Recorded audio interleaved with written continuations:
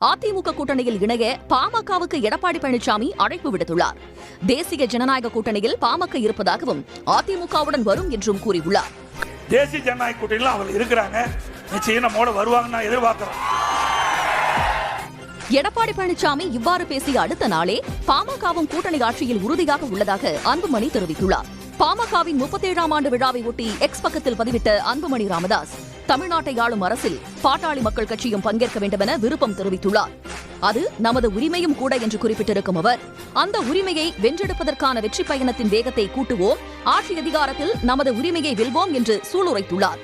அன்புமணியின் இந்த அறிக்கை எடப்பாடி பழனிசாமிக்கு மறைமுக நிபந்தனை என கருத்து எழுந்துள்ளது. ஆனால் ஆட்சியில் பங்கு கேட்பது அன்புமணியின் கருத்து என்று பாமக நிறுவனர் ராமதாஸ் தெரிவித்துள்ளார். இதனிடையே அன்புமணி அறிக்கை பற்றிய கேள்விக்கு பாமக தங்கள் கூட்டணிக்கு வந்தாலும் வரலாம் என்றே தாம் கூறியதாக எடப்பாடி பழனிசாமி பதிலளித்துள்ளார்.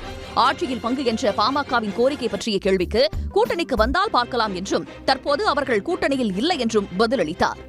கூட்டணிக்கு வந்தாலும் வரலாறு கூட்டணியில் இல்ல, கூட்டணியில் இல்லாததோ அது கேட்கிற கேள்வி கூட்டணியே வரல.